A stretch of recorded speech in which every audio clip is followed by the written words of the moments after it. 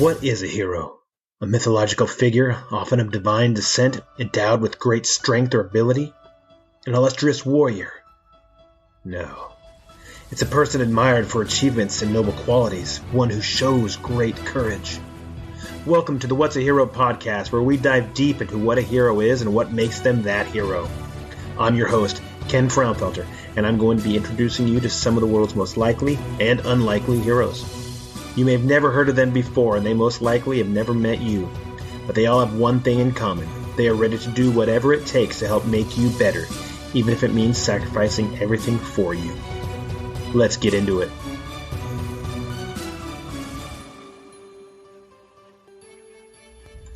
This is episode 45 of the What's a Hero podcast with me, Ken Frownfelter. Now, you ever see those memes or those videos or photos or whatever on Facebook or Instagram or whatever where you see like a picture of a log cabin out in the middle of the woods or next to a lake or something, and there's a caption over it that says, "Could you stay here for a month or a year or whatever for $1 million or $10 million or something like that?" You've seen those, right? Now you look at that and you think, why would they put that on there? If are there people that actually would say no to that? And obviously, I think there's a thing out there where it says that they couldn't do it. There's people that could not do it. You know, $1 million, $10 million, that's a lot of money. But there are people that actually do that. They go to cabins like that, or they live there all year long, and they don't make $1 million. They don't have $1 million. But that's their life, and that's what they love, and that's what they choose to do. And they can go without internet and phone service and everything else for, TV and everything else. They can go for long periods of time, more than a month, more than a year, and they stay out there, and that's their life. And not only are they doing that, but they do that, and they invite people to come visit with them while they're there at these places.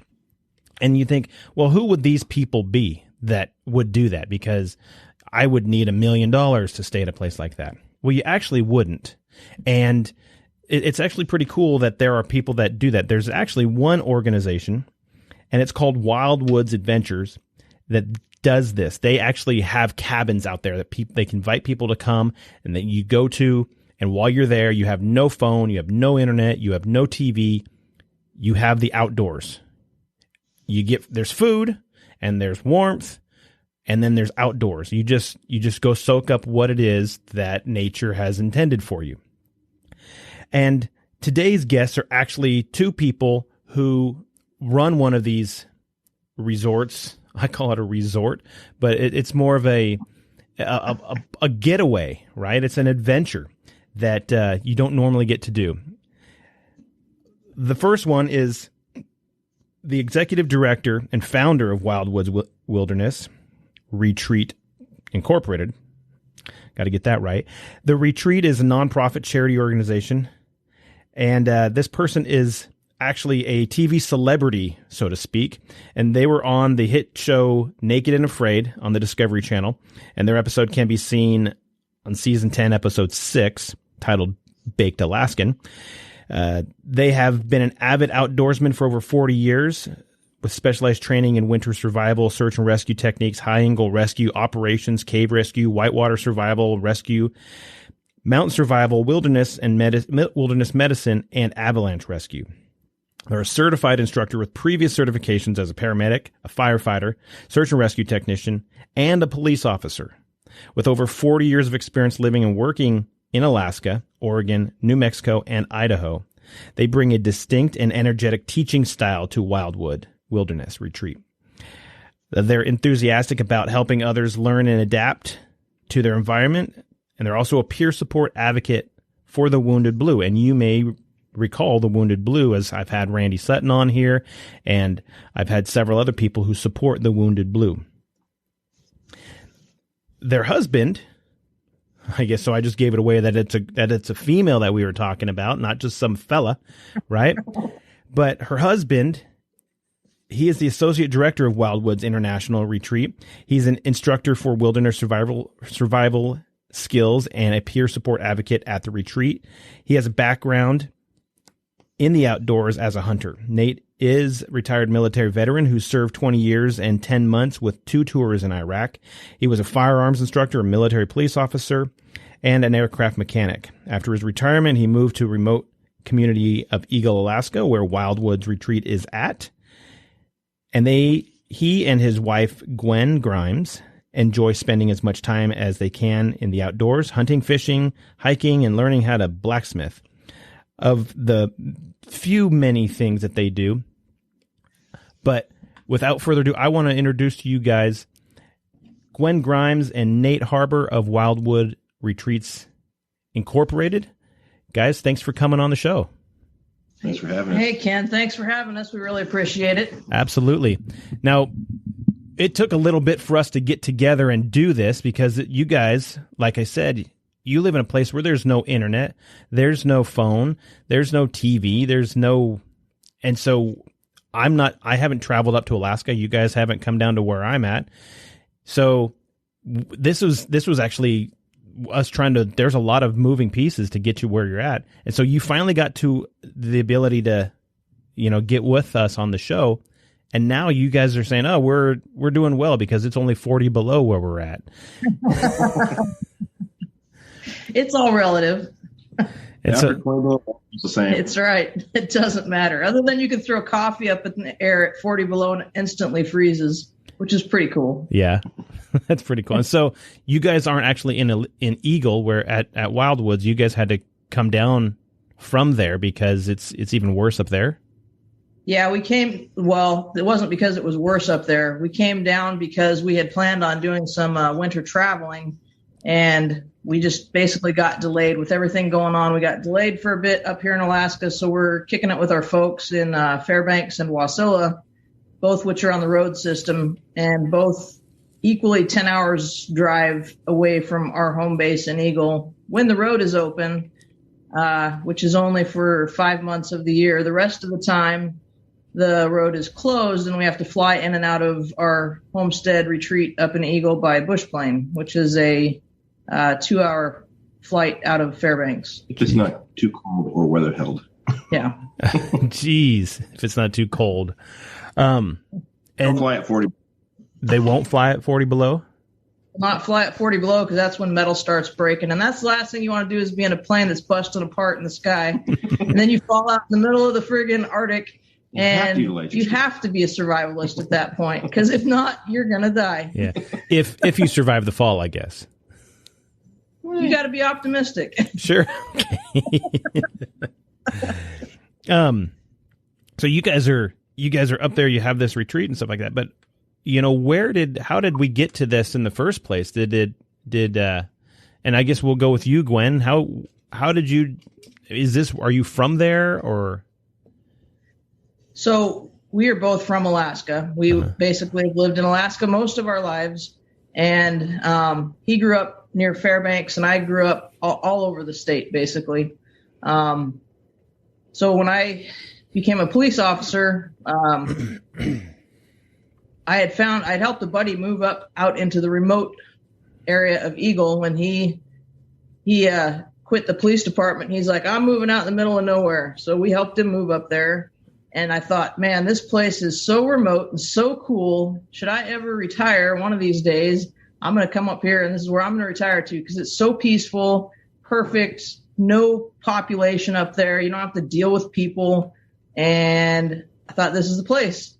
So unbeknownst to me, a couple years after I helped him move up there, I got injured in the line of duty permanently, and it took me out on a medical disability 5 years early from my normal retirement date. So I made some phone calls and found out that there was an old dilapidated cabin that was available up there. And so we pitched all our funds together, bought the piece of property and cabin, and we went up there and we built that retreat from scratch. We basically just tore everything down, rebuilt it, and made a retreat property for others to come enjoy. That's cool. That's cool. And before we get in too deep into that, and I do want to talk about that. Let's go back like way in time. I mean, way back there. Who was little Gwen as a little kid? Back in the time of the ancients. Wow, that's a long time ago. So I was born in Oregon and raised up in the woods down there when I was a kid, and I moved up to Alaska as a teenager. And in my early youth, we lived up in the mountains, and I was gone at sunrise and back after sunset, always out playing in the woods, doing my thing.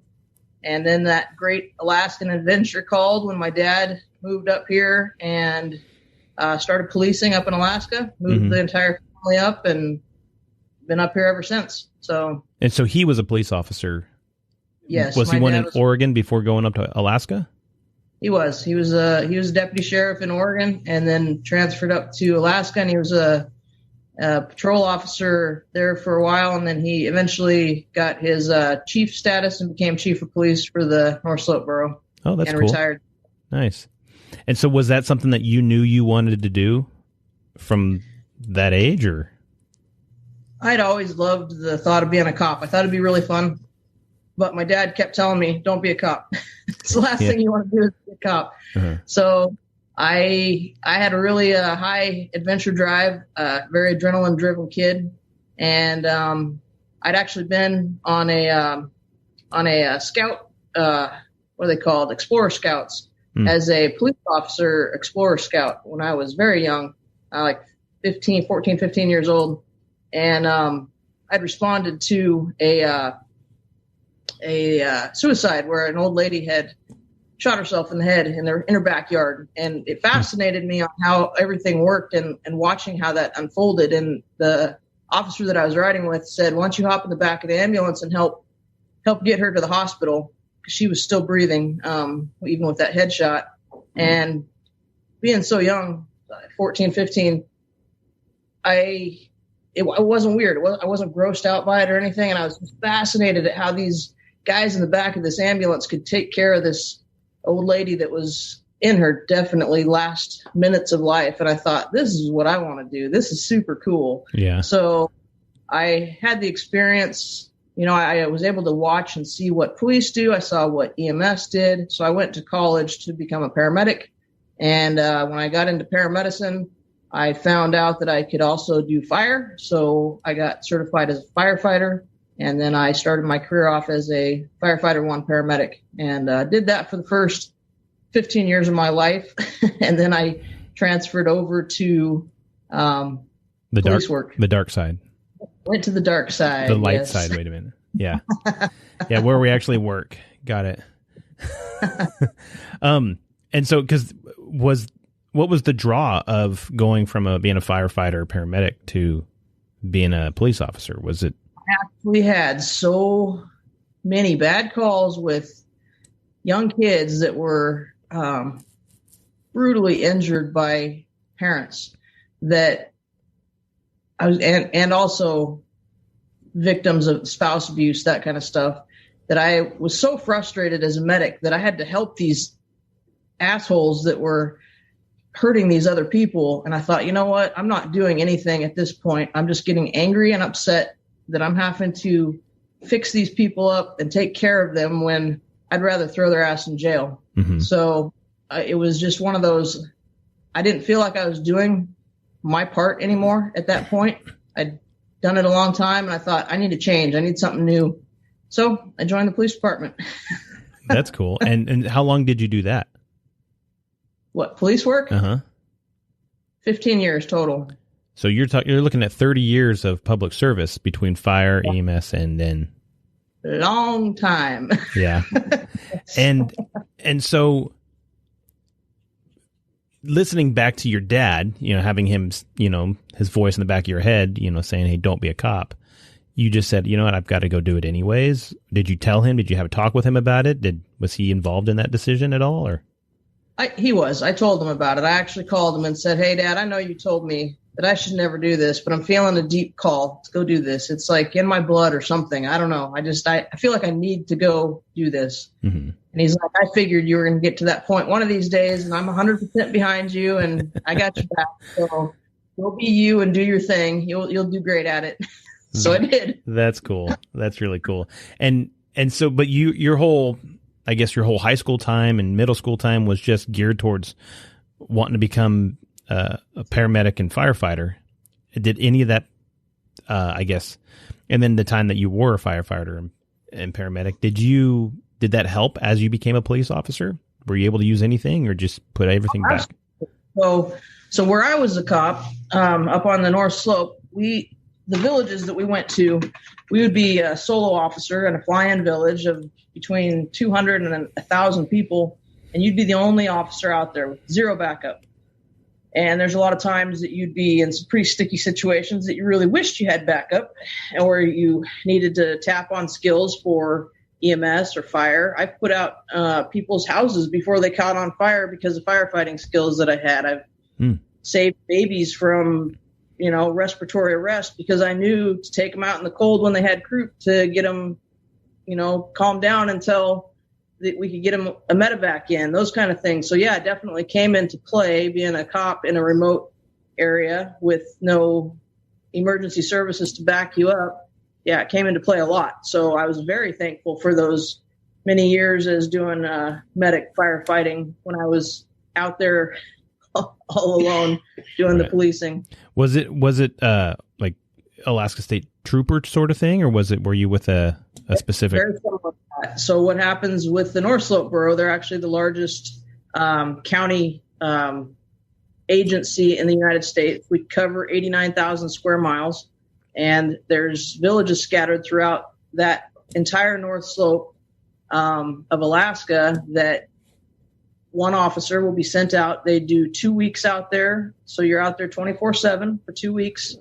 And then at the end of your 2-week tour, your partner comes in, you switch out at the airport, you give him all the information, who you arrested, all the stats of that last 2 weeks that you were in, any details you needed, and then you hop on the plane, he takes the patrol truck, heads back to the station, and he picks it up for the next 2 weeks.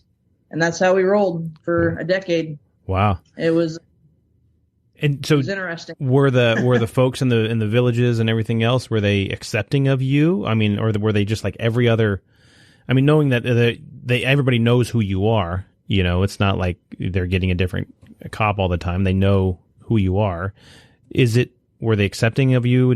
Were they cooperative with you, or were they, I don't know, less than accepting the fact that you're coming in there and disrupting whatever it is they're doing? It depended on which village you went to. We had 2 villages that were a little bit wilder than the others, and you had a little bit more activity and action.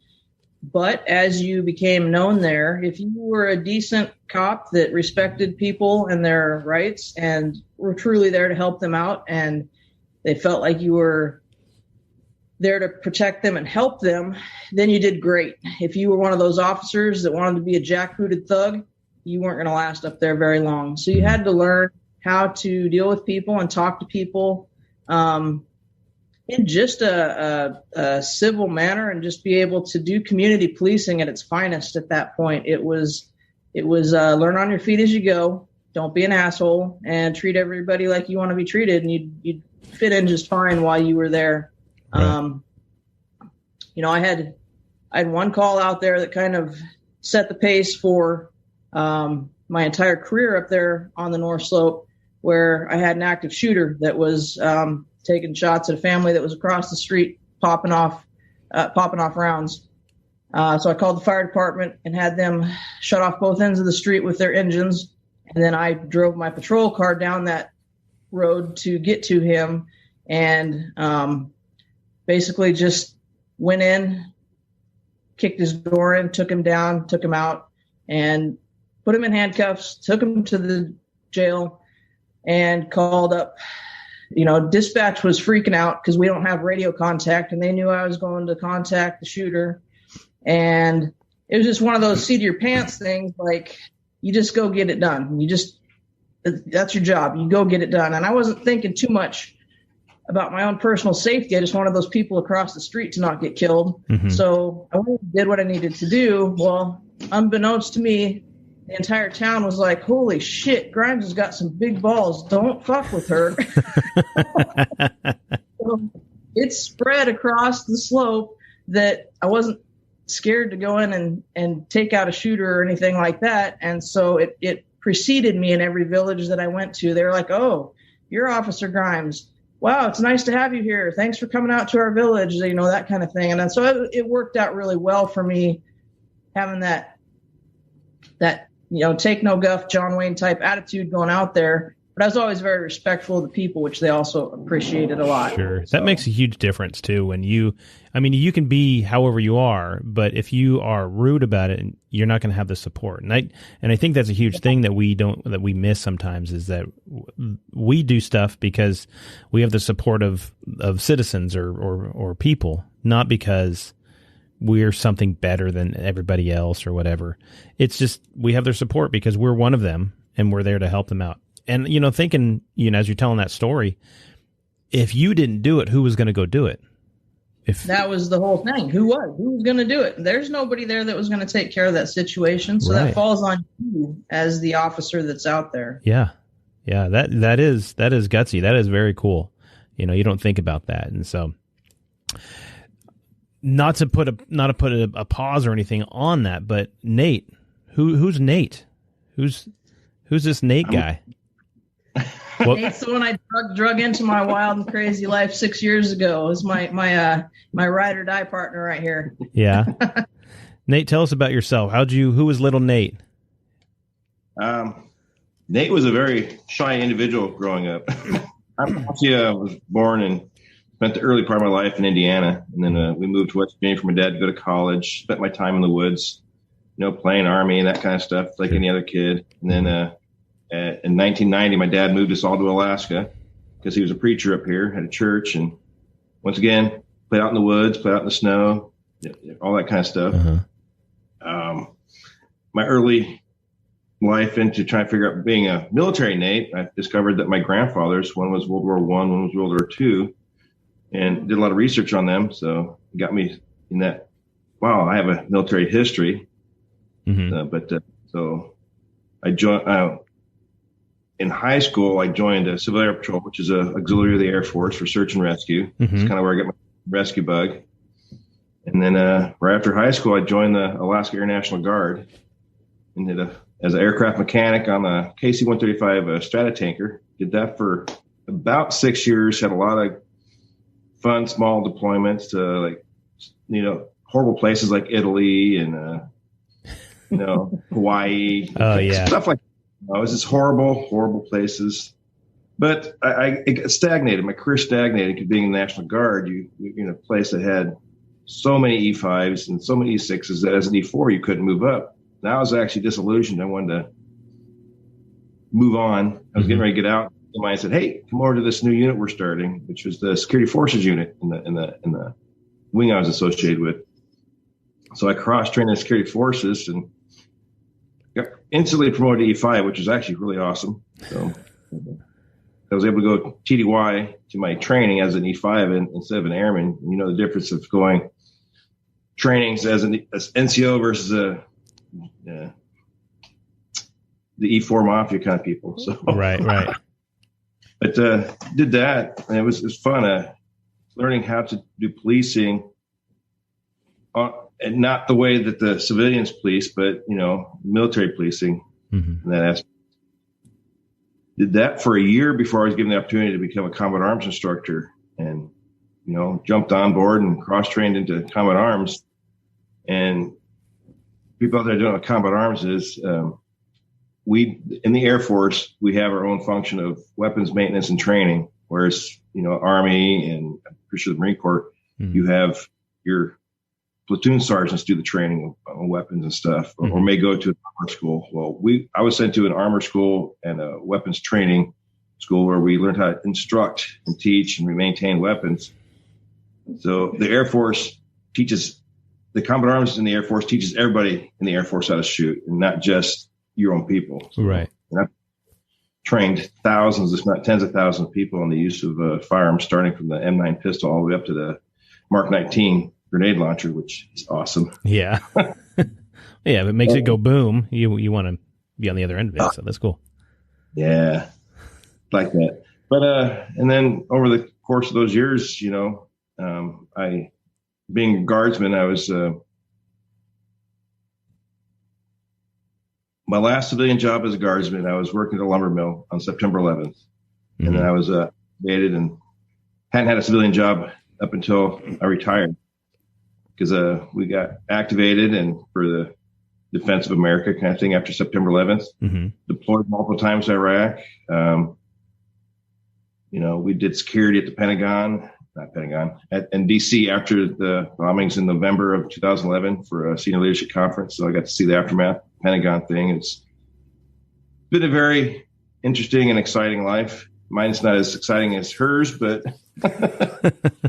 So where were you working in a lumber mill or whatever as September 11 happened? Yep. I was out building sheds in the lumber mill because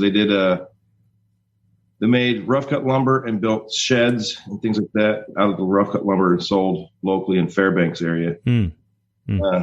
One of my fellow airmen rolls up in her Jeep, said, "Hey, you need to tell them you need to go. We're being activated. So I'm going to take you to your house, grab your gear, and take you back out to Eielson." So yeah, it was when I got the call saying we're coming to pick you up, I went inside to see what was going on. And I turned the news on and we're like, holy crap. Yeah. Because here in Alaska, that was happening about then your life trajectory changed. Definitely changed. Yeah. Yeah, absolutely. I remember I was working in a plywood mill when I heard that happened, and it was you had radios on then, and they interrupted all the radio with news of the, and when they said an airplane flew into the building, and we're like, what? Who's flying an airplane? We were thinking just somebody was stupid or drunk or whatever, and I'm assuming other people thought the same thing. But me and another guy, he used to be in recon in the Marines, and we were working together, and we looked at each other and we thought, this is weird. What? So it was almost a confusing thing. And I can only imagine the people that were closer to it, that were, there or something, how confused and just shocked they would have been. So, yeah. But, and so you did 2 tours in Iraq, correct? Yeah. You go over there. Where were you at? My first deployment was, Camp Bucca, Iraq. I was, we were tasked with the in lieu of mission, which is in lieu of the Army. They didn't have enough manning for it. So we actually, the unit I was associated with at the time, did detainee operations. We secured the internment facilities for detained Iraqis. That was eye-opening. And it started by early onset stages of some of the PTSD issues I have. I cannot stand crowds. I was in charge of a facility of over 300 detainees, and I had 2 other airmen. So it was me, an airman on the ground for me, and 1 airman in the tower. And that we secured those 300. Now, what happens if they decide to get aggressive and break through? Mm-hmm. I don't have a firearm on the ground. My airman doesn't have a firearm on the ground. We have FN 303 paintball markers and shotguns with beanbag rounds and party packs of pepper spray. So right. With those situations and that constant what ifs roll in your head, you build up this crowds are bad kind of mentality because you don't know what these guys want to do. She's been actually a major factor in helping me get past the crowd issues, but still, I mean, I was a little on edge even at the conference in Vegas, even though it was a room full of people that went through some of the same stuff, Yeah. But and those people there helped me out a lot too by walking up, hey, you doing all right, buddy? We got you. Get your hand off me. Yeah. Well, that's kind of funny, that you mentioned that, you're not big on that. I guess I see a similarity there with like Gwen's situation where she's the only cop in a village of people who know each other and trust each other, and they have guns, they have family, loyalties and stuff like that, and they have this person that's not related to anybody coming in and telling them, hey, you can or cannot do whatever. It may be a smaller scale, but it's also there's guns involved. It's a totally different world, but there's that similarity where now you have 300 people, and there's 3 of you guys, and so you have to learn how to treat people like people and be respectful for them, and that's I see a similarity there. Yep. But and my second tour in Iraq, we were in Baghdad during the drawdown. So we were the last security forces unit in Baghdad before the State Department took over. And, that was We had a few rocket attacks that hit close to home. I was in a Humvee and had one hit, 100 yards behind my vehicle. So then you get the loud noises issues. Sure, yeah. Especially behind you, yeah. Well, and that's I won't go into it. This is another area where people in charge do things that, in us as the airmen working for them, puts us at risk when you start doing the math on what they set up. You're like, do they want us to get killed? Do they want to have someone die under their command because of how they do the practices? I mean, I can't. And of course, we go through that thought process. It may not be what they were doing, but it's like, what the heck? Right. Like they don't care about your safety sometimes. So right, and I can imagine there's been people from every war we've gone to that they say, well, how come they're making us do this? You look at like Vietnam, and it was just a political war, or a lot of different things, and Korea even sometimes, and we're doing it this way. Well, how come? And it seemed that they were more worried about how they looked, how the politicians looked, and they were more worried about how they were going to get more funding or maybe be able to keep their position, as opposed to worry about making sure the guys and the girls on the ground were safe and taken care of. And it's frustrating when politicians get involved. Yeah, it was just very eye-opening because I was a little higher up in the NCO rank at that point. So we saw a little bit more of the decision-making process. You're like, what are you guys doing? You have college educations. This doesn't make any sense. Right. You're in an office and learn this. You're like, wait, what? Yeah, I guess there's that separation where they forget where they came from, or they were never there in the first place, and it doesn't affect them the way that it affects others. So, so you guys, you go through that, and you do your whole career. So you said that you were, from that point on, you were pretty much military full time, correct? Yep. And yes. And you retired from there with all the skills that I mentioned at the beginning, firearms instructor and survival expert and blah, blah, blah, blah, blah. Not to downgrade your skills or anything like that, but I mean, it's so many, between even the two of you, how did you say, you know what, I'm going back to Alaska and I'm going to go ahead and do what I'm doing? Where'd that come from? It was actually, I retired actually back in 2013, long before I met Gwen here. Mm-hmm. So I actually bounced around the civilian security market in Alaska. I worked at a refinery for about 2 years until the refinery started cutting back. And then my supervisors put me onto the North Slope security job where I worked. I was our head security guy at the oil field pad that we worked on. From there, that job was going away, so they got me a job with the municipality of Anchorage on a contract they had. And that's actually when I met her. So I was bouncing around security jobs or other enforcement jobs outside of the military. So I was kind of actually floundering there, trying to figure out what I wanted to do. Mm-hmm. Met her, and actually when she was going through her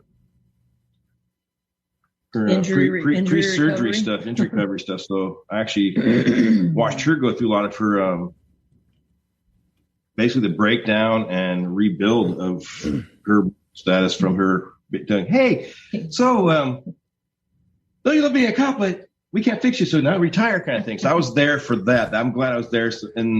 So yeah, he watched the giant crumble, hit rock bottom, and have to flounder her way back up. So we kind of I was floundering, trying to find some purpose in my life after retirement. I retired in 13, and we met you in 16. 16. So about 3 years after retirement, I was just kind of floundering, making things happen. I mean, I went through divorce after retirement.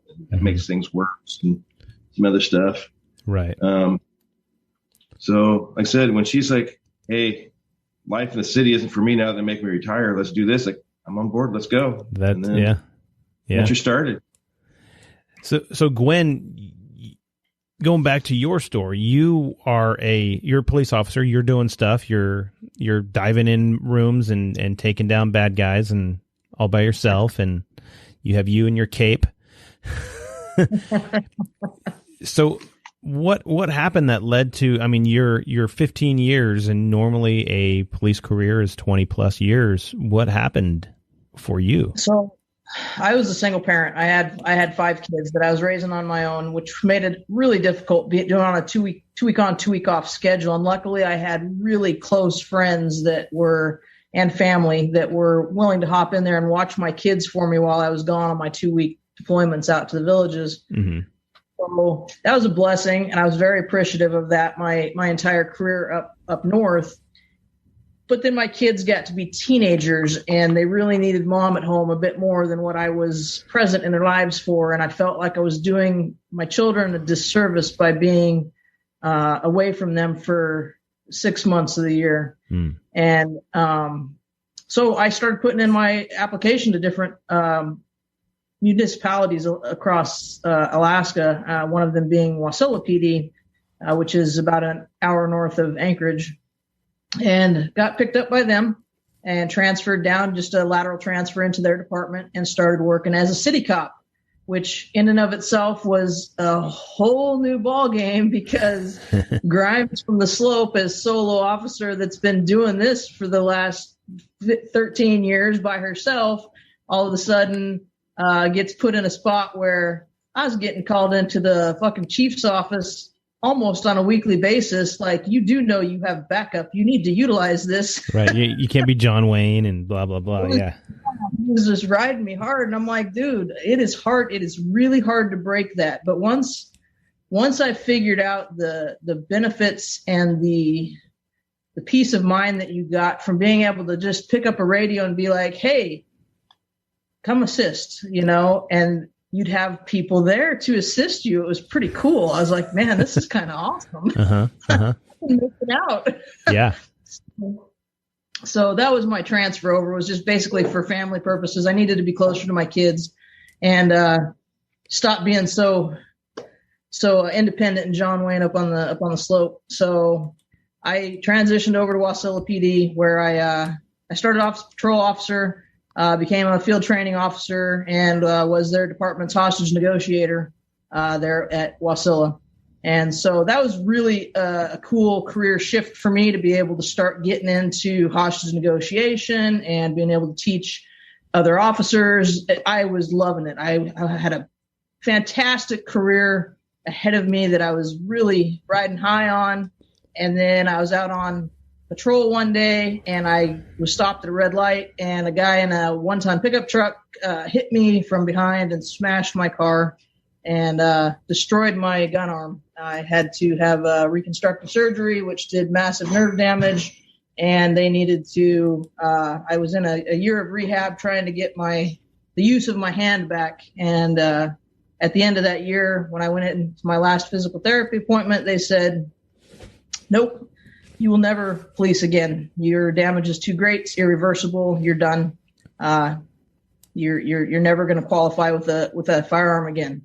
That absolutely destroyed me. Wow. I was not ready for that, because that entire year I'd been like, let's go. Get me back on the street. Let's do this. And yeah, I got the letter of death saying, nope, we're done. Yeah. And that was when he was stepped into my life. And so he came in at a very critical time for me where things were not good, not good at all. I was part of it, because being a weapons instructor, her trying to see if she can go back and shoot and go back at the department. I took her out, and she shot one magazine, and she's like, nope, take it. I can't do this right now, because the impact of that pistol into a palm of her hand, shooting up her arm, just got those nerves where she's like, I'm about ready to drop this pistol, take it away from me. Wow. And I could just see the defeat in her face, but or in her eyes, most, not her face, but in her eyes, and tone of voice, like she knew it was probably not going to be the prognosis she wanted after that. Because this was right before she was finishing up that last physical therapy appointment. Yeah. Where she got the word like, hey, we're going to do paperwork for you to see what the state's going to do. So. Yeah, not a good day. Yeah. Was that guy drunk, or was he the guy that hit you? Was he just stupid, or? He just wasn't paying attention. It was on the Parks Highway, and it was right in the middle of town. But they estimated when he hit me, he was doing 50 to 55 miles an hour, and it just full impact with me at a complete stop. Full impact of him smashing me It just in that instant took away everything in my life. It just destroyed it in that heartbeat. And that just shows you that, I mean, you could be doing everything right and life just needs to change, or at some point something comes along and says, hey, we're going to change this for you. And you don't, you have no say in it. And it's so frustrating that life just frustrating because you're not in control of it. And we all are people that like to be in control. Right. You get those A-type personalities that just, that's what we do. We try to control things and we're out of it. Yeah. And it's, I just think that, knowing her personality, she's like, I don't want to be taken out this way. This is not how I want to go out. I mean, I want to go out in a blaze of glory kind of thing. And some asshole rear ends my car and ends my career. Right. Right. Got that. I'm gonna go out with my boots on. But right. What the car? I want. Yeah, you want to go out, saving a baby from a burning building, or you want to do something fantastic, and you're Not just. That she's a speaker, but it's just that she's has that awesome savior mindset. I'm going to save you, and if I can't, I'm going to die trying. Right. Right, and that's where. That's the hero mentality. That's that thing that you're not doing it because you want to show something or you want to be, you want a plaque or you want whatever. It's because it's what you know that you have this ability that you can help somebody that can't help themselves, and that you are there, and that's not something that we miss. A lot of people miss. Everybody thinks that it's all about, I got to get the next accolade or something. And that's not what a lot of police officers and a lot of vets are doing. They're doing it for the person next to them. They're doing it for the people that need them because they have an ability that they know that they are willing to use to help other people. And it's a frustrating thing sometimes. It is, because it's almost your life purpose. Like, this is my purpose while I was on the planet, was to help other people. And now that's been taken away from me. And now what do I do? Because everything that you know and love is suddenly flipped upside down. How do you continue on helping people when your mode of helping has been taken away? Mm-hmm. That was my bottom of the bucket, where I thought, what's the point? Yeah, I had kids and they needed mom there. But at that point, even having children, that loss of my identity, that was like the bottom of the bucket. And even having kids, it wasn't enough to say you're worth staying here on this planet. Just, stick it out type thing. So you hit that bottom where you're like, what's the fucking point? Why am I still even here? Right. And not knowing that there was other avenues out there to talk to people, to say, whoa, I'm in the deep end here and I can't get up, help type thing. Not knowing that was a huge impact on me. When we created Wildwoods, I thought there's got to be something out there where guys can say, I'm in the deep end, help, I need help me out. And provide that service to be able to help them out of that situation and get them back on their feet to find their purpose in life and what it is, what trajectory they need to be on, or stick with what they've got and just figure out a different way to deal with things. So that's what we do. That's why we built Wildwoods, was to help others. Right. And I think that's something that we miss sometimes is there's a level of we think that everybody is what they are, and everybody says, hey, you have kids, let's go ahead and your kids are your life, and I remember one time oh man, just when the conversation was getting really good, I was going to make this episode a one-parter. It has to be a two-parter, however, and the reason being is because, like we said in the episode, we're talking with them, and they're in an area where they were able to get internet. They don't have it normally. They don't normally have phone service. They don't normally have, they have a single phone, but they don't have cell phones. They don't have text message. They don't have email. They don't have anything like that where they live. So what they had to do is actually travel to where she was talking about, Wasilla, and they were there at the 40 below. Well, this episode was recorded early January of 2022, and they had a gigantic blizzard up there in Alaska. And during that gigantic blizzard, they lost power. They lost power to a good chunk of the state, to the point where the governor had to declare a state of emergency for the state of Alaska. That knocked out their power, that knocked out their internet, that knocked out everything. Luckily, they still had enough that they were able to get text messages out. So we lost connection. Not only did we lose connection, but we were able to text just for a little bit. And Gwen was telling me that, hey, we're not going to be able to finish today. Maybe we'll try another day. And we kept continuing to try another day. It doesn't look like it's going to happen. And then finally, we were about a week later. We were able to finish the episode, finish our conversation. And I would encourage you to check that one out. Check out part 2 when it drops next week. It is really cool because there's a complete difference to the background when I'm talking with them. You'll even hear some noises in the background in the place that they're at. That totally changes the landscaping and the mindset for everything that's going on and where they're at.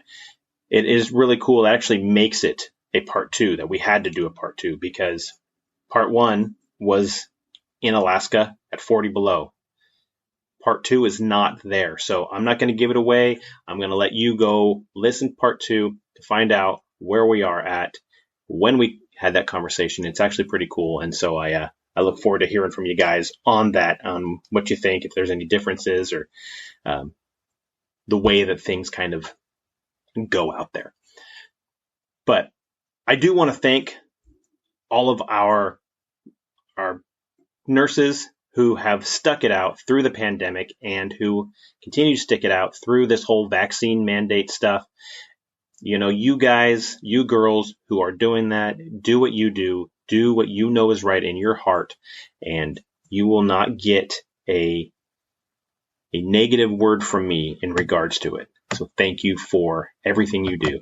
That's the same thing with teachers who have gone back to school and are there, that are continuing to work and making sure kids are educated. We need you to do that. And I'm talking educating the kids, not indoctrinating them. And I know there's a difference between the teachers that do that and the teachers that don't. And we can get into politics all day long. I'm not going to. All I'm saying is thank you so much for those of you who are genuinely wanting to educate our children so that they can become solid citizens of the United States and of our planet. So in addition to them, I want to thank our firefighters and our EMTs. You guys going out there, making sure that we can live in the country that we live in. That's honestly, we live in, I would say, the best country in the world. That's my opinion. And like my dad used to say, opinions are like, well, I'm not going to go with what my dad used to say. I'm going to say what I say, and I'm going to clean it up a little bit. Opinions are like noses. Everybody's got one, and they all smell. So with that, I could go the other way. I'm not going to right now. Anyways, you go to any third world country, and in that third world country, and I'm talking some of the worst places, somebody, they get hurt or whatever, or they're laying on the side of the road, injured. What happens? A lot of times they're going to just get pushed off to the side. They're going to get forgotten about. And they're going to say, get out of the way. We're moving here. And there's somebody that's more important coming by. Or if you're the wrong religion or whatever the case may be, you will be pushed off to the side and treated like a dog, right? In America, that doesn't happen. And if you honestly think, well, yeah, it does. It happens. No, it doesn't. It does not. If somebody's on the side of the road, they're hurt and they're crying out for help and people hear them, people will come to their aid. They will call 911, and an ambulance or a fire truck or a police officer or all three will show up to try to help that person out and make sure that they have aid, that they are healed. Get them to a hospital, get them to the nurses that we talked about just a little bit ago to help fix them up. And if you say, well, we need health care for all, that is health care. Nobody's entitled to anything. Nobody's given anything. You have to work for everything that you have. We all do. That's just the way the world goes. And if you think you're given anything, you've got another thing coming. I guess for the most part, you should have another thing coming, but anymore with a lot of these more, I don't know, liberal cities or whatever, you just get anything given to you. But when you get that, there's no value to it. So we need to be thinking and thanking those folks who give everything they can, who have developed their sense of care, their sense, their career, their heroism for getting up every day and going and helping other people and serving other people. They've worked hard for it. They've gone to school for it. They deserve our gratitude, and they have it from the What's a Hero podcast. And for police officers, thank you guys. Without police, we wouldn't be able to sleep safely at night. People would be running amok throughout our cities and our country and everything else, and nobody would be holding them accountable. But without police officers, we wouldn't be able to have the country that we have. They say that if a civilization has to start over from scratch, the first thing you need is some kind of security. That's one of the number one things that you're going to need if you're going to start a civilization over again. So, thank you, law enforcement, everybody that wears a uniform, and I'm talking about your municipality, to your county sheriff, county deputies, county police departments, state police, and our federal, our border patrol, DEA, FBI, all you guys, everybody that tries to make the world a better place, thank you so much for everything you do. And to our veterans out there on the front line, fighting for our freedom. And some people say, well, they're not fighting for our freedom. We've already got our freedom. You're right, but they're maintaining it. Even if they're in another country, they're maintaining it. You know why? Because we're a free country and we're strong. And we're basically a big brother. We're there to help out. The big brother that cares. We're there to help these other countries when somebody else is trying to invade them or anything like that. Yes, there's politics involved. Yes, there's money involved. And I hate that portion too. But for the most part, if it wasn't for our Army, our Navy, our Air Force, and our Marines that were going out and making sure that the country is what it is, we wouldn't be able to maintain what it is we have. So my hat's off to you guys. Thank you so much. So for Gwen Grimes, Nate Harbour, and all the folks at Wildwood Retreats, this is episode 45, part 2 of the What's a Hero podcast with me, Ken Frownfelter. We're going to continue our conversation with Gwen Grimes and Nate Harbour, and we're going to get into more about what is going on and how these folks can help us out. So if you remember our previous conversation, we were talking about, you were talking about Wildwoods and why it is that why you started that. And you were talking about how the people can come and they can kind of get back to center and who they are. And I had mentioned just as we were getting ready to close out how people they look at who they are and they put themselves in other people so often, whether or not they're comparing themselves to somebody else, or they compare. Or they just look at, I have my kids and my kids are the reason that I live and all this different stuff. And people forget that they are who they are, that their person is somebody just as important. And you were kind of going off of that idea that people kind of need to get back to the center, the base of who they are.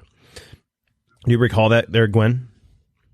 I do. Yeah, that's kind of the premise of our back to nature, back to self, wilderness therapy that we do out at Wildwoods. Yeah. And go into that, if you can, go into that whole idea of why, of the person, of what it is that you've noticed that people, why they do that, why they kind of lose their identity of themselves and how they regain that. Seems to us that when people go through traumatic events, They don't want to address the issues directly head on. And so they lose themselves in others or other things or drugs, alcohol, any kind of vices, just to kind of numb that pain, turn it away, any of that kind of stuff.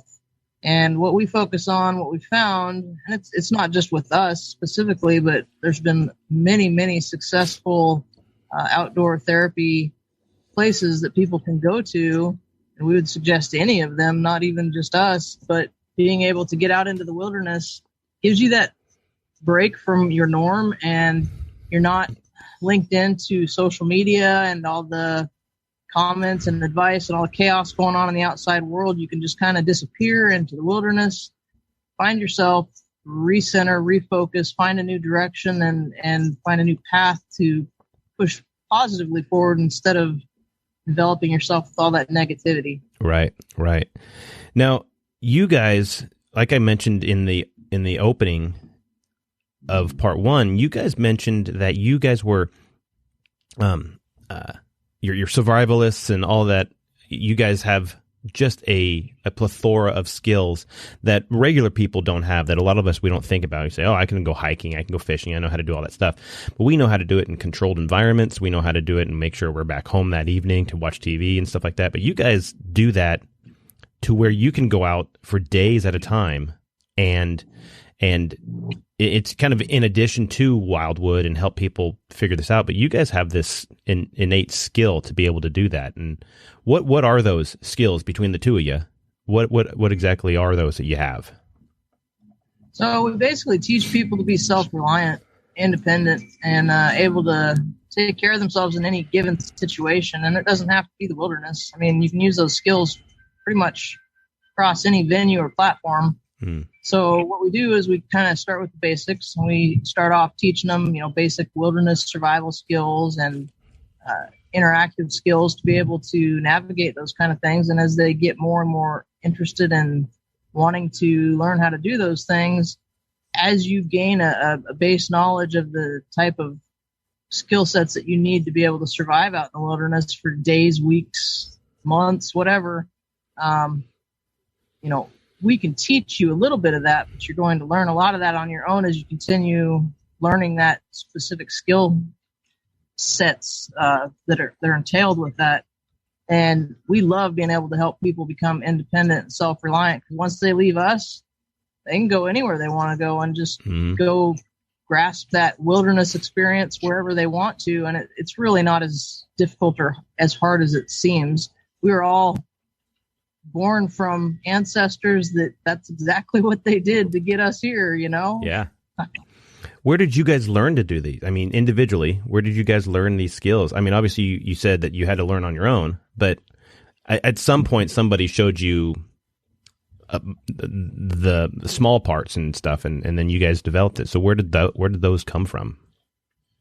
So for me specifically, I grew up in the mountains, and so I was always out, trying new things, getting myself lost and figuring my way back home, all that kind of stuff as a kid. And then that sparked into going into a major in paramedicine with a minor in search and rescue in college. And so search and rescue occupied a lot of my time, and I was able to hone a lot of specific skills in that realm. I just fell in love with it. I love the outdoors. I like the freedom of being able to do your own thing and make your own choices. And then I started teaching classes. And once you start teaching, you start learning. Yeah, so that's true. That was the biggest thing for me, was being able to teach others. And once that kicked off, I loved it. It was great. Any of my off time, I'd teach wilderness survival skills to people and go out and practice them. And it was great. Yeah. Same thing. I grew up playing in the woods. I'm from northern Indiana originally, played in the woods there. Then my dad went off to college in West Virginia. We played in the mountains in West Virginia. And then camping as a family, we're always out doing stuff. And then military training gives you a lot more survival as far as training, plus a survival instinct, because you have to be able to survive if you get separated from your team or to help take care of your team. Mm-hmm. And then more in-depth training come from living with this one. Yeah. Then he met and I flipped the world upside down. Yeah. It all started, basically both of it started in childhood, just going out and doing stuff by ourselves in the woods or with your siblings or right, whatnot. right. Now you were able to take those skills, Gwen, and you were able to actually showcase those.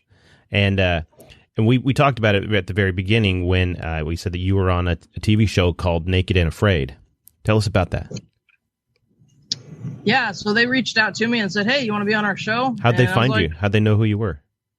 I was actually Ghosted my Facebook.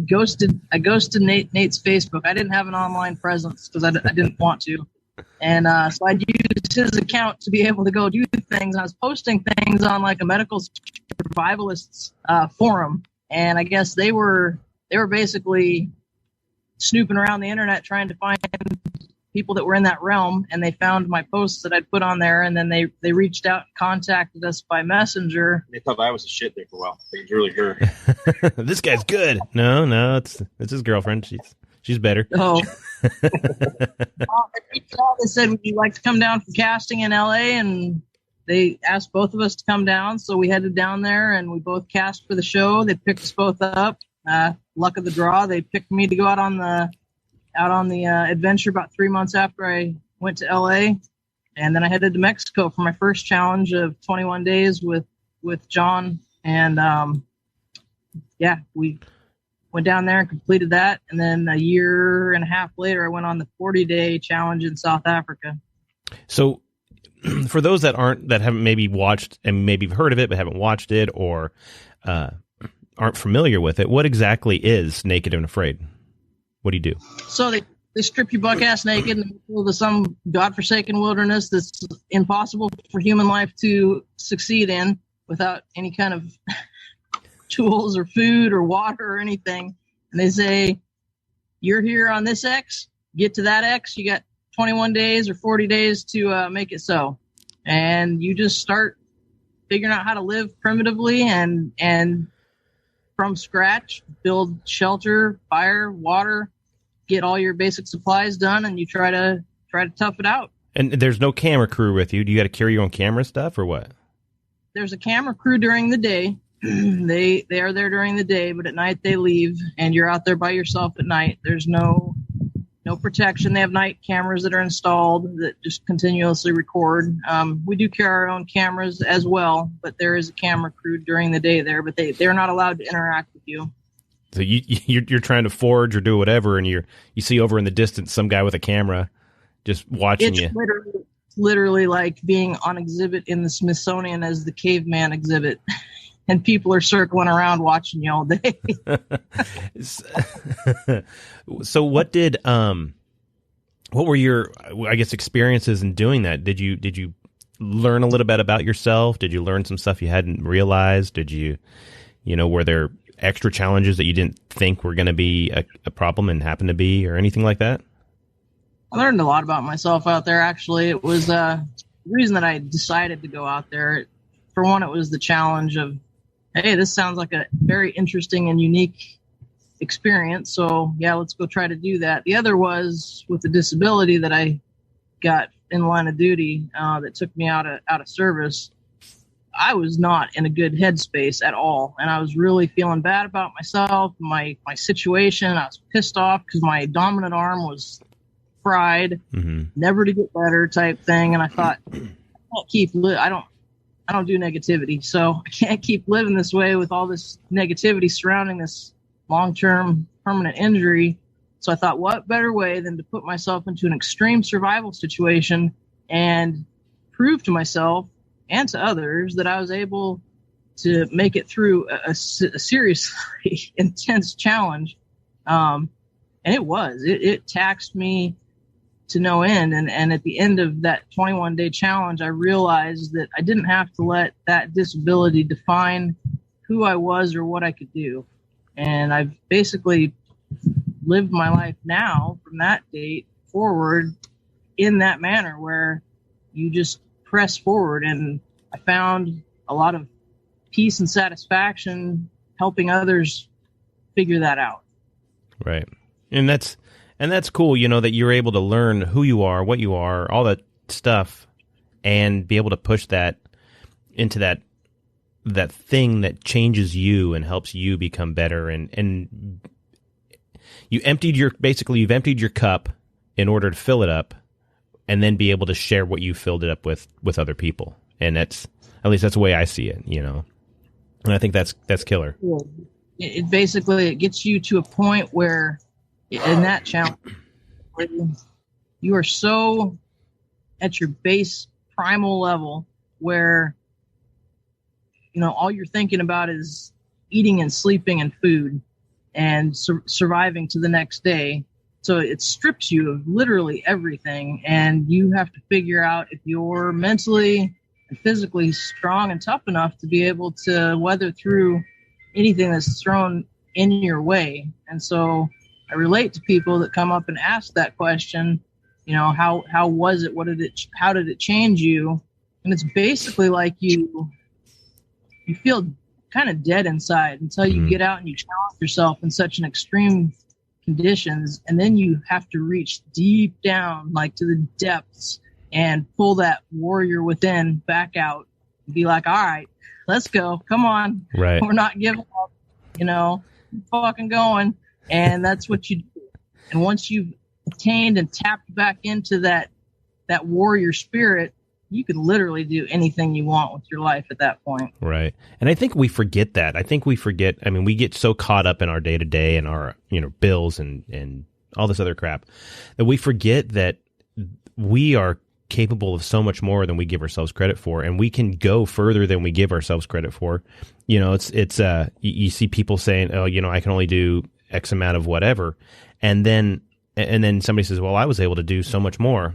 How come we're able to do more? And then when you get into a situation like you're saying, something that's so stressful or hard, and you have a reason to do that, because if you don't, you fail or you die or whatever the case is, you can go a lot further than we give ourselves credit for. And I think it all breaks down to mindset. And like you're saying, you're in a bad headspace before you get into a place where I need to force myself out of this. And I think that it's awesome to see a person being able to do that, just push forward and say, I'm going to be better than what I ever gave myself credit for, because I'm not going to quit, and I need to control myself and not let myself control me, you know, that sort of thing.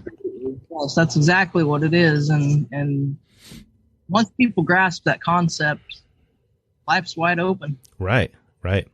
So you took that, what episode is that? Where could people find that if they wanted to watch? So that's on you running around the Serengeti naked. one in Mexico was my 20 challenge. That was on Discovery Channel. Naked and Afraid, season 10, episode 6, called Baked Alaskan.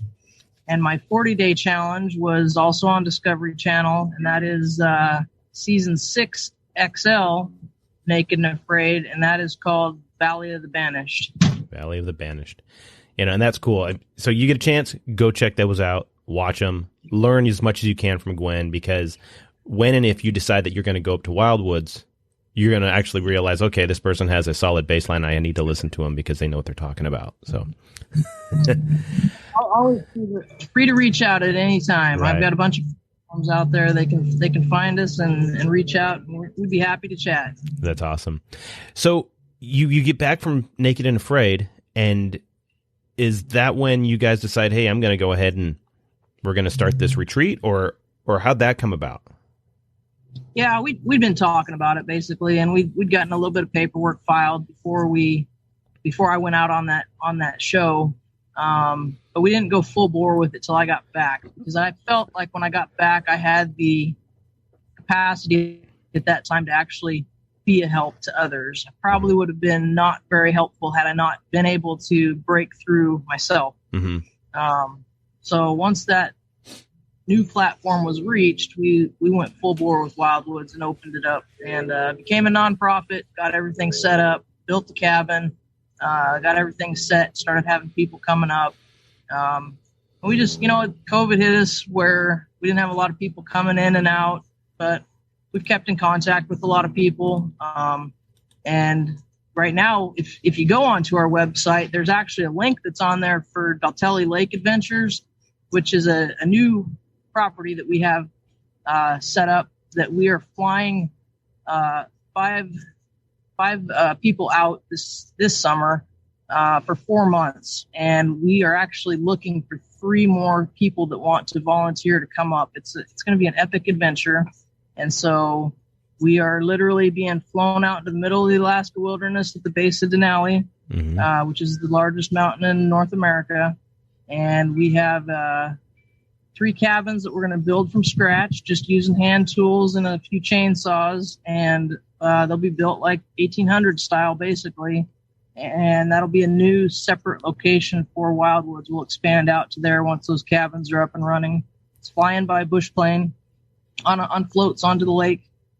No road access, nothing. It's very remote, but all the links are there on that site. They can watch the videos and see what they'd be getting into. So we got 3 spots open if anybody wants. Oh, that's so cool. And, that I can only imagine, you go out there. I mean, there's no road access. That means there's no cell phone access. That means there's no internet. That means there's no, and it's kind of similar to what Wildwoods is right now. You have road access, but you don't have internet or phone or any of that stuff up there, right? Road access to Wildwoods and Eagle for 5 months. The rest of the time it's flying by bush plane because the roads don't get maintained in the wintertime out there.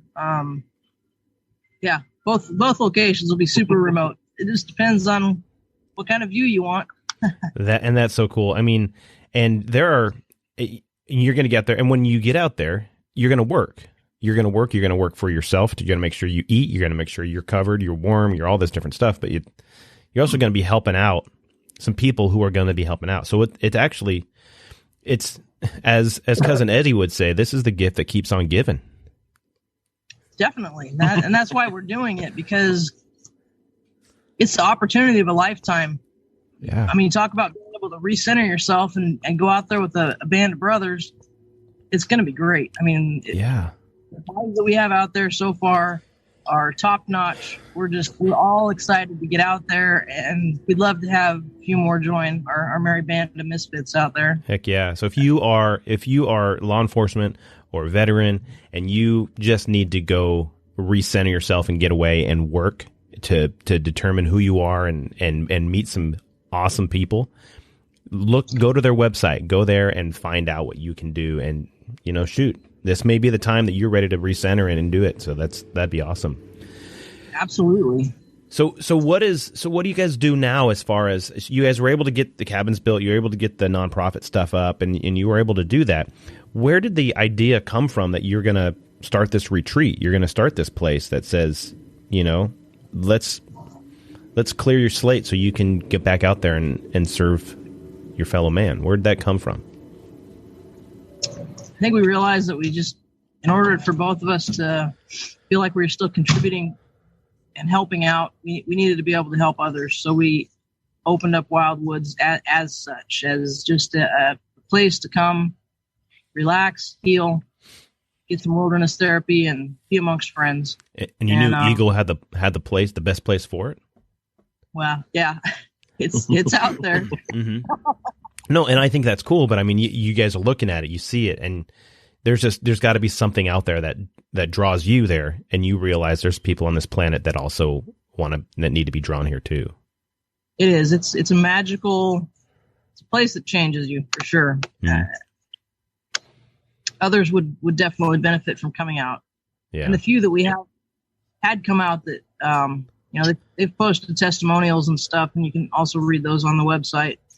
And they've had life-changing experiences out there, and every good review, like just anybody that calls us and says, "Hey, this is what happened to us when we went out to your place," that is so rewarding for us and fulfilling to hear that event, being able to just host them and have them up there, was able to make such a huge impact in their lives that they now have a totally new positive outlook on life, and that they're doing well, and they're not one of those 22 that we need to worry about anymore. You know what I mean? Right.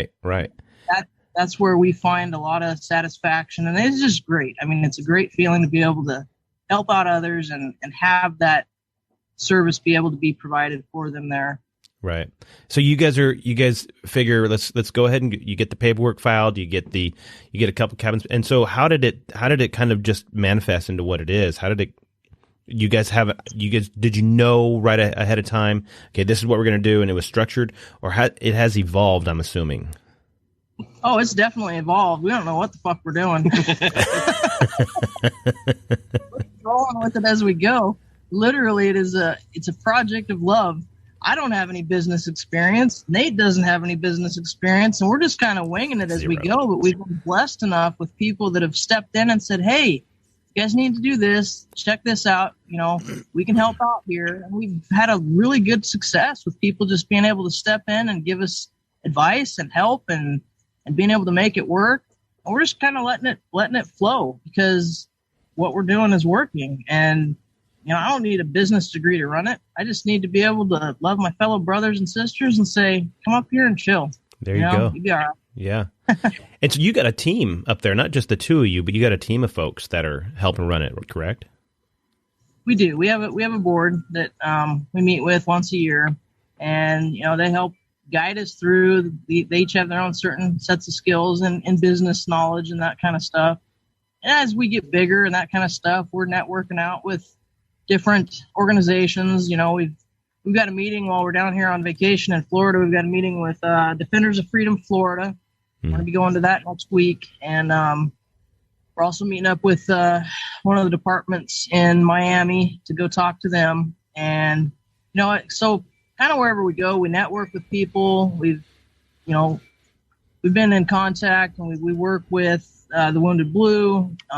We have different organizations that are there to help veterans and law enforcement as well. So we just kind of network along as we go and get the word out there. And it's not taking off fast, but it's taken off. So we're happy with it. That's cool. So what are you learning as you're going through this chapter in your guys' lives about, and you mentioned you're wanting to help your fellow brothers and sisters. What are you learning about them that maybe you didn't know before? What are some of the things that you guys are noticing about people? And because that's what we're on this planet to do, is help and serve other people, and our lives are meant to be with other people. So what are you learning about them and how to help them? Well, we've learned that most people that are in our fields of work do not like to talk. Mm-hmm. They do not want to open up. We're all very stoic and very keep our thoughts and opinions and feelings to ourselves. We don't want to expose those. And we found that if we have that one-on-one time with people where we can sit and chat, you know, Nate can talk with the veterans, I talk with law enforcement, and we just kind of get to know them on a personal level. And once you establish that friendship connection, mm-hmm. you start opening up a little bit, and then you can start talking. And once you start talking, that's where the magic happens. And you can literally just start opening up doors that you never knew existed, because everybody has things that they think has never happened to anybody else. Mm-hmm. They're not going to talk about it. They're not going to sit there and say, yeah, I sat at my table with a 45 in my mouth. They're not going to tell you that. Right. Tell you, you know what? I sat there at a table with a 45 in my mouth. I was ready to end it all. And this is the result, and this is what I did to change that. Mm. So once you can talk to people and show them that we're all the same. We're all humans. We all have that need and that desire to be able to make it in this world and make an impact. And those of us that have chosen careers in military or law enforcement or even other first responder careers, we're all driven to help others. The problem is we don't ever get help for ourselves. Right. That's the biggest thing that I've noticed, is that we're all built the same. That's why we do what we do. We're built to help others. Yeah. We don't look to help ourselves, and we need to start doing that. Right. Also, one that I experienced, one of her friends was a cop. Mm-hmm. We knew he had a little military experience, but he came up and visited with us this fall. And I just had him chit chat with him. And then he said, after a day and a half visiting, and he's getting ready to leave, he's like, dude, you know, I haven't talked this much about my military career since the day I walked out the door.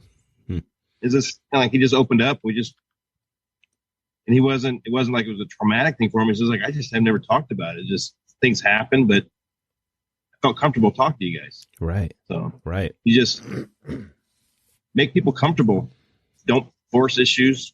If they say I'm not comfortable talking about that, you move on to something else. Yeah. You don't judge. You don't do any of that. Yeah. You're absolutely right. And it's kind of funny. And Nate, this is towards you. You talk about being, I'm quiet. I'm kind of reserved. I just do my own thing and everything. I don't know. You're kind of this secret weapon, I think, of Gwen's, where she'll sick you on somebody, and you can really get somebody to open up. You have this attitude, like you're a tough guy, but you care more about people than you let on, and it's noticeable when you have a conversation with you, and that is super rare in this world that we live in. That you got a person who's genuine. You're absolutely genuine, and you just do what you do. But you care more about people than you let on, and it's noticeable once you start having a conversation with you. And that's something I think anybody that knows you or is going to get to know you or is going to come up to Wildwoods and get to know you, that you're not going to push, you're not going to judge, you're not going to do any of that, but you really know how to get people just open up and get at ease around you, and it's very cool, and that's yes. Yeah, and that's not a skill that a lot of people have, and that's something that you should pride yourself in. I think it's really cool. Well, thank you. Yeah, and that's just me knowing you I met you for like 3 days, but that's just it. Once you get to know you, once you start talking to you, you're like, okay, I feel comfortable talking with this guy, and that's very cool. And that's yeah, but and that's not to take anything away from Gwen, because absolutely you have the skills too, but I just know that Nate's very reserved, but he's extremely reserved, and people get really comfortable around him, and once they open up, we got Chatterbox Kathy over here. It doesn't have a bottle of mead sitting beside chair, the mead. Exactly. What's your favorite mead? I like honey. We make our own. I make my own mead. Yeah, see, there you go. Well, Mead, some spiced mead, strawberry mead. It's all good. All right, you'll have to send me a crate. You have to come up and visit. I guess I have to go to Wildwoods now. So you guys are doing that. What all exactly do you guys what are kind of the services that Wildwoods does? I mean, yeah, you can go up there and be in a cabin and do nothing all day, but that's boring, and that doesn't help grow you. What do you guys do up there? I mean, if you want to do that, you can do that, but man, you've hit the boredom factor 1,000 at that point. So I don't recommend that you do that. Right. We have a fire pit that we do gatherings at. It's pretty big in our back area there. We have the ability to go on walks, hikes. There's local fishing. We have bicycles. We have gold panning opportunities. We'll teach you survival classes if you want to learn those. And at your stay there, while you're there, we provide you with all of our local flora and fauna that we've hunted, gathered, and gardened. And that's what you eat while you're out there. So you'll be exposed to like moose, caribou, bear, salmon, halibut, local trout, dolly varden, that kind of stuff. So we have a very wilderness menu out there, and we cater to your inner wild, and it's a unique adventure. A lot of people really enjoy the food we cook and the activities that we have, and it's just a fun, relaxing place where you can just be yourself. We love to do board games for there's get to know people, kicking board games, stuff just to loosen people up and just relax. It's just of course the survival training is in there as well. Yeah, you were saying that people, they don't open up, and you gotta, and it kind of, you both were saying that you kind of have to develop those relationships with people, and that's when people start opening up and who they are, and having those sorts of things. When people go through rough times together or hard times or learning, that's when they start developing relationships with people. If you're just doing nothing, you're not going to develop any relationship with people. And that is one of the most important things in as far as our job on this planet is to be with people and spend time with people. And then when you do that, you develop relationships. When you develop relationships, you can start speaking into each other's lives. And, that it seems like a very organic way of becoming, I guess, what's the word, helpful to people, or being that we talk about peer support all the time, being that peer or being that one that can come alongside somebody and help them out, and just being a support system for other people who are struggling. And you guys don't have the expectation that you have to do these things, or if you're going to come up, you just be yourself and we're going to be here for you. Is that kind of what I'm gathering? A list of activities that they can do if they want to, and if they don't, that's fine too. We're not forcing anything. If you don't want to participate in anything, don't. If you want to go fishing along the river by yourself, do. If you want to have a buddy to go along, one of us will go with you. We'll sit on the bank and fish, and if you want to chat, we can chat. If you just want to fish, we'll just stay there quiet. I mean, it's... Look at it this way too, though. You get someone who's from, like, say, the NYPD. They've been around noise and mayhem their entire career. What better place to go and get some solitude, some quiet, than sitting in a cabin in the woods where it's quiet. Right. That might be what you help your center, because the noise that's out there allows, kind of clouds the noise in your head where you can get away, and you can have that noise in your head to kind of like mellow out, and you can maybe work through some of your traumas without having the distraction of life noise. Right. And yeah, we like I said, we forget that all the time, that our center is different for everybody. And to get to that point where everybody goes through a different thing, like you said, if New York or whatever, and all you hear is hustle and bustle all day, and to get a chance to just not hear hustle and bustle, that's great.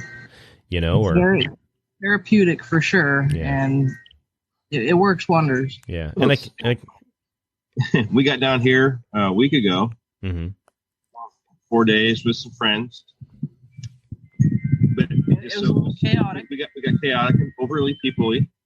We got people out. 2 days camping in the middle of nowhere in Central Florida. We just went and bought some camping gear, and we're like, let's go hit the woods. So we centered ourselves by taking a break in the woods. There you go. That's nice. Cool. That's cool. Yeah. And it's too for us. Yeah. And you were saying, Gwen, that, we forget that, that when we, I think actually it was Nate maybe was saying that people don't talk, and people don't want to bring stuff up, and they don't want to, talk about their problems about putting a 45 in their mouth. Nobody's going to bring that up. And I've talked to guests on here before who have said, we've talked about the debrief, the critical incident debrief and stuff like that. And those are great, but people don't always open up during those things. And, it's the one-on-one stuff that somebody's going to open up, and especially cops or first responders or even veterans. They're going to only talk to somebody they trust, or they're going to talk to, because you don't know, are you asking me these questions because you're going to go report this to my admin, or are you asking these questions because you're going to go, you got some hidden agenda?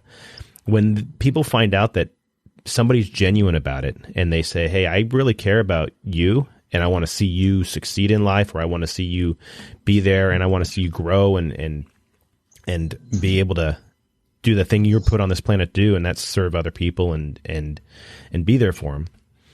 It's that idea that those that don't want to talk, don't want to open up, they have somebody like yourselves who are able to open up too, and that makes a huge world of difference. And I can't stress it enough that what you guys are doing is the Lord's work. It's God's work, that what you're doing, and opening and giving that opportunity to somebody to be able to do that.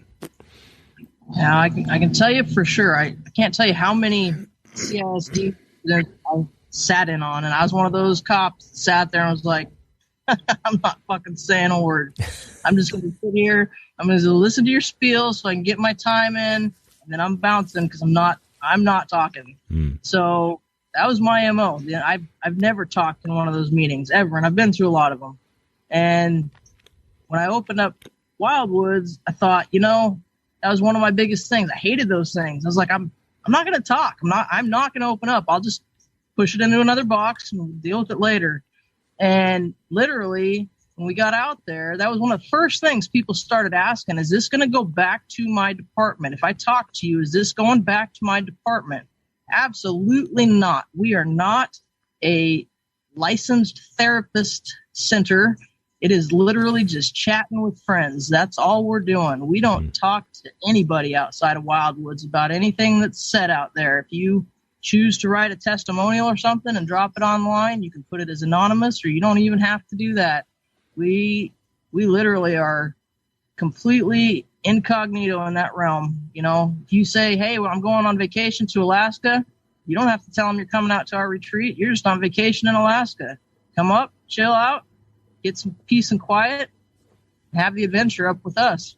That's the beauty of it, because once they found out that anything that they said or did out there wasn't going back to their departments, that really helped open people up and let them finally relax. Yeah. A lot of stuff flowing at that point. Right. They're dropping it in the lake just like they're dropping a line. I mean, all that information, all that background, and yeah. And that's so cool. Just having that knowledge that I can get this stuff off my chest, and nobody's going to say anything about it. It's not going to come back to me. It's just like the genuine thing where I am forgiven of my sins and I'm able to get them out of there, and they are gone forever. Absolutely. Yeah, having that opportunity to talk and open it up and get those things off, that makes a huge difference, because there's nothing like walking around like you have a weighted cape on. You just got this stuff just pulling down all the time, and you're struggling with it. And it may not be negative. It's just what you're dealing with. Like you said, somebody that's thinking about suicide, or somebody that's, and now there's a line, and I think this goes with any kind of peer anything, that if you're doing something illegal, if you're doing something immoral, or you're doing something that's going to hurt you, I think that might get talked about. If somebody's talking about wanting to hurt themselves and they're actively working on planning it and doing all this stuff, there's a difference. But if there's a where you said, yeah, a couple months ago I was feeling this way. Okay, let's talk about that, because I don't think you're actively working that plan still if you're opening up about it now. Right, exactly. But I'm no therapist like you said either, but I've seen enough in my experience to see that when people are talking about something, they're reaching out. They are actually reaching out. So, yep. And there's those like you and us and many, many others out there that are willing to just have that listening ear and be there if needed. Mm-hmm. Exactly. And I've talked to numerous guests on here who have talked about, just being there, being available. Our job as I guess heroes is the name of the podcast, but law enforcement, first responders, firefighters, veterans, our job is to serve other people and protect them and do all that stuff like that. That's our job. And so when people say, well, I don't want to talk, I don't want to bring something up to you because I don't want to be a burden on you. That's just it, is you're not. That's what we're here for. That's why we do what we do. And you're not being a burden if you bring something up to somebody. And I think we forget that every time when it comes to ourselves, because I don't want to be a burden to somebody else, but the people I'm going to talk to or I'm going to open up to are those who are willing to serve and help and protect and do all that other stuff for me too. So we have to remember that. And I think what you guys are doing, that's awesome. It's absolutely awesome. Yeah. And everybody just, out there walks the line and puts their lives on the line. We are each other's help. We are our brothers' keepers, brothers and sisters' keepers. We have to help each other. And if we don't help each other, there's nobody else out there that's going to do it. Right. It's that band of brothers. It's there's nothing like the person when you talk to soldiers or you talk to police officers or whatever, they're not thinking about, okay, the mission, or I'm thinking about who I'm doing this. I'm doing this because admin told me, or because of, my leadership told me, or the government told me, or whatever. They're doing whatever they're doing for the guy next to him or the girl next to him. that's who they're doing it for, is because you're working to protect them and they're working to protect you. It's the way we all roll. Yeah. That we're built. Yeah. And we got to remember that. And I think you guys are on the right track. And it's just so awesome to talk to you guys and get into that in this whole vein. And I'm glad we were able to get together and do this. This is. Yes, absolutely. Thanks for having us. Oh, absolutely. So for a little background for everybody that it may not be realizing what's going on, is that the first half of this episode, Gwen and Nate were not. They were up in Alaska. It was 40 below where they were at. It was cold as heck, and we actually lost connection with them halfway through. And because they had a state of emergency, internet shut down, the whole thing. This part 2 is actually actually recorded in Florida. You guys are in Florida. And when I first talked to you, guys were in a log cabin. You had a fireplace behind you. You guys were all bundled up. Now you guys are in tank tops, and there's palm trees behind you. And if you're listening, you hear wind chimes or whatever in the back. Yeah, because they're in Florida. It's sunny. It's gorgeous where they're at. And it's an absolute just opposite of where they were for part 1. So it's kind of cool. If this was video, you guys would see the difference. And so since we're just audio right now, it's kind of cool. At least I get to see it that way, and you guys can hear it. So, but just what's the plan for Wildwoods at this point? What are you guys looking at for the future of it, other than this summer building some more cabins? Well, focusing on this summer, we've got the cabins to get up and running. But our grand goal is to be able to take Wildwoods to lower 48 eventually, and have some spots in some areas like Montana or Wyoming, or up in the mountains someplace that's equally as remote as Alaska is. It's a little bit more accessible for people to get to if they can't afford to get all the way to Alaska. So grand scheme, but in the end, we would really like to be able to expand out and have several different sites and become national. That would be so cool. So anybody listening, if you have the means and you want to get in touch with these guys and work with them and help them grow and do something like that and say, you know what, that's what I want to do with my life, get a hold of Gwen and Nate and Wildwoods and go up to Eagle, see what it's like, see how it is, center yourself, and then tell them, hey, I want to work with you guys. And I'm sure they would be happy to talk with you about it. So absolutely. We are down to chat with anybody. And if people have a nonprofit or a business that helps veterans and first responders, we'd love to talk to you and just see if we can network together and link up and help each other out on our websites and whatnot. So we're always down for that too. Absolutely. And we at the What's the Hero podcast be happy to put everybody in touch with each other. So reach out. So, but I guess that kind of leads me into, if you want to support the show, you want to help us, you want to hear about every other episode, you want to know anything more about myself or Wildwoods or Gwen or Nate, you can get a hold of us, the What's the Hero podcast, on Instagram, we're on Twitter, we're on Facebook. I'm on LinkedIn. You can go to my website, which is the What's the Hero podcast.buzzsprout.com, and you can find every prior episode. Plus, you can find links to whatever podcast platform you might listen to it on. Go to those, subscribe to it, download episodes, so you have those. So when you have a whole bunch of podcast episodes downloaded, you can go up to Eagle, you can go up to Wildwoods. You don't have any internet, but you have it downloaded on your phone, and you can listen to it while you're fishing, and you can hear all about all the good stuff. So that is the best way to go about doing it. But Gwen, Nate, if anybody wants to get a hold of you guys, how do they go about doing that? So they can contact us online. They can go to our website, www.wildwoodsadventures.com, and that's spelled WYLDWOODZ adventures.com. Get all our links on there. We have contact phone numbers. All of that is on that website.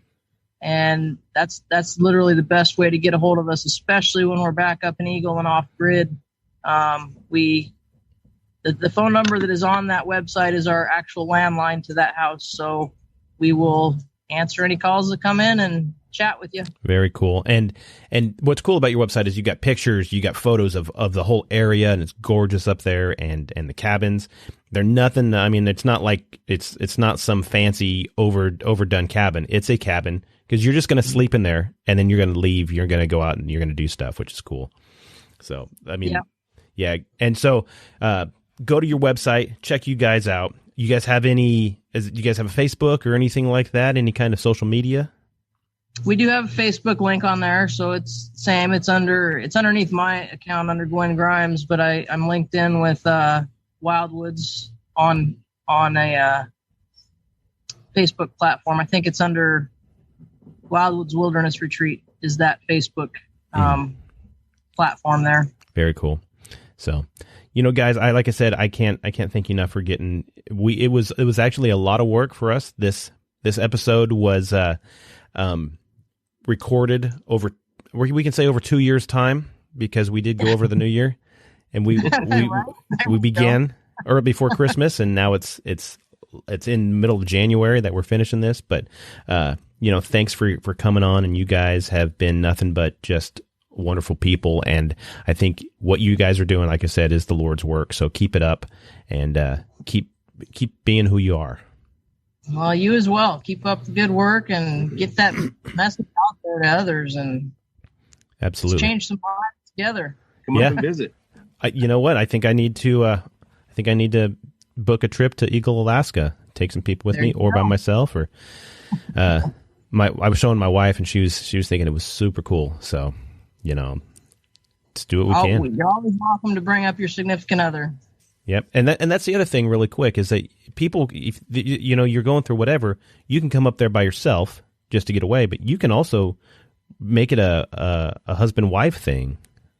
You can, yes, absolutely. Just whatever you need. I mean, if you want to come up by yourself, that's fine. If you want your spouse to come too, that's fine too. We're totally open for either way, and I think it's really nice when spouses do support the other, because then they can kind of help them through whatever and learn some skills in helping them. They've been through the trauma too, just in a different way. Yeah. Right. Yeah. And it's, I think that's super cool. And you'd be surprised that the growth that, or a relationship can actually have, two spouses can have by going through something like that, where you struggle and you come out on the other end together, and it makes a huge difference. And I think that's awesome.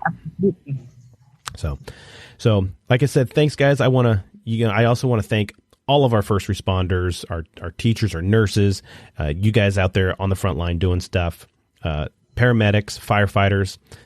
Without you guys, we wouldn't be able to do the things we do, and law enforcement. You guys, man, we need to be able to take as much as we give, and I don't mean in a negative way, but I'm talking about take the help that's out there, and people are there to help out, and keep doing what you do, because without you, we wouldn't have the world we live in. We wouldn't have the safety that we do have.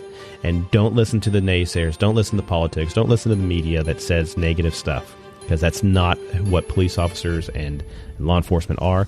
And that's the same for our veterans out there, you guys on the front lines, the actual absolute front lines of